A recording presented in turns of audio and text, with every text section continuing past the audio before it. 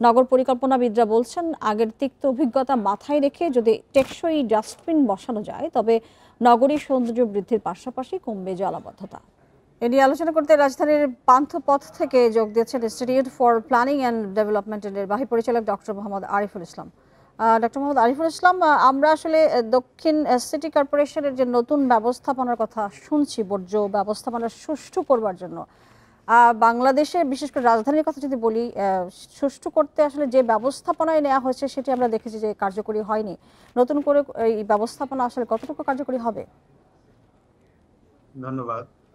নতুন এই ব্যবস্থাপনা কতটুকু কার্যকর হবে আর আগে কেন এগুলা কার্যকর হয়নি সেই কারণগুলা যদি আমরা একটু খতিয়ে দেখি। প্রথমত, আমরা নির্দিষ্ট স্থানে ময়লা আবর্জনা ফেলি না। আমাদের আচরণগতই একটা সমস্যা আছে, আমরা নির্দিষ্ট স্থানে ফেলি না। আবার অনেক জায়গায় আমরা ফেলতে চাইলেও ডাস্টবিনটা খুঁজে পাই না। এখনো শুনতে খুব কষ্ট হয় যে স্বাধীনতার প্রায় 53 বছর পরেও আমাদের ডাস্টবিনও চুরি হয়ে যায় সেই জায়গাটা। তো এখন নতুন যে ব্যবস্থাটা নিয়েছে আমি এটাকে অবশ্যই সাধুবাদ জানাই, কিন্তু সেই সাথে আমি বলবো যে আমরা যেন নির্দিষ্ট স্থানে ময়লাটা ফেলি, সেই জায়গার যে সচেতনতাটা আমাদের মধ্যে সেইটা জাগ্রত করার জন্য যদি সিটি কর্পোরেশন ব্যবস্থা নিতে পারে।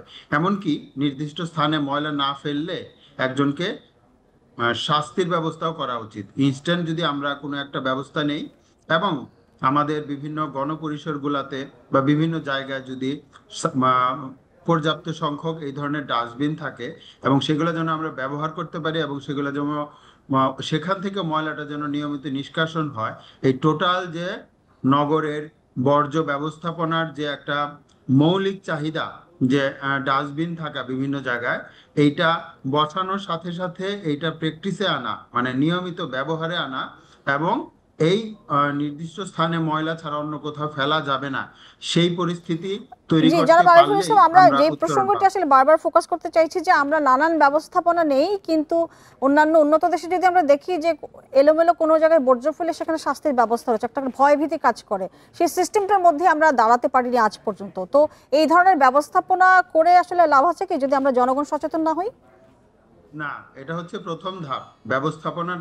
আপনার এই ডাস্টবিনগুলো স্থাপন করাটা হচ্ছে প্রথম ধাপ। তার পরবর্তী ধাপ হবে এগুলার ব্যবহার অবশ্যই অবশ্যই নিশ্চিত করা। এই দুইটা কাজ একসাথে করতে পারলেই সফলতা আসবে। তো প্রথম কাজটা না হলে আমরা দ্বিতীয় কাজটা বলতে পারবো না। আমরা যদি বলি যে নির্দিষ্ট স্থানে ময়লা ফেলুন আর একজন পথচারী বলল আমার তো এখানে ডাস্টবিনই নাই, তাহলে আমরা কাঙ্ক্ষিত লক্ষ্যে পৌঁছাতে পারবো না। তো এই ডাস্টবিনগুলো বসানো যেমন প্রয়োজন আছে, একই সাথে আমরা যেন ডাস্টবিনগুলো ব্যবহার করি এবং এগুলার যথোপযুক্ত প্রয়োগ যেন থাকে সেই দিকে আমাদের অবশ্যই নজর দিতে হবে। নিশ্চয়ই। আরিফুল ইসলাম, যেটি জানতে চাই যে আমরা সবসময় দেখি যে চুরির কথা বলা হয়েছে, ডাস্টবিন তৈরি করা হয়েছে কংক্রিটের ফাইবার দিয়ে, সেটি আসলে রোধ করা সম্ভব কিনা, এবং যেহেতু তদারকির বিষয় রয়েছে, তদারকির প্রশ্নটা আমি আসছি, এবং পাশাপাশি এই ব্যবস্থাপনার ক্ষেত্রে কি ধরনের তদারকি থাকলে আসলে এটি মেনটেন করা সম্ভব? প্রথমত, ডাস্টবিনটা যখন ভরে উঠবে তখন এটাকে খালি করে দিতে হবে এবং এটা নিয়মিত ভাবেই করতে হবে যে আমার এখানে আসলে কত ময়লা ফেলতে পারে সেই ধারণ ক্ষমতা কি আমার এই ডাস্টবিনটার আছে কিনা সেই অনুযায়ী আমাকে করতে হবে। যদি এটা সাফিসিয়েন্ট না হয় তাহলে প্রয়োজনে যদি দিনে 2বারও করতে হয় তা করতে হবে, কারণ এটাকে খালি রাখতে হবে যেন পরবর্তী সময় আবারও এটা ব্যবহার হয়। এবং এখান থেকে নিয়ে আমি বর্জ্যটা কোথায় নিচ্ছি বা কিভাবে রিসাইকেল করছি এই বিষয়গুলো ইম্পর্টেন্ট। আমরা শহর থেকে ময়লা নিলাম কিন্তু শহরের পাশে এমন কিছু একটা করলাম যেটা সামগ্রিকভাবে পরিবেশকে দূষণ করলো, আবার শহরের উপরই পরিবেশের একটা প্রভাব পড়লো।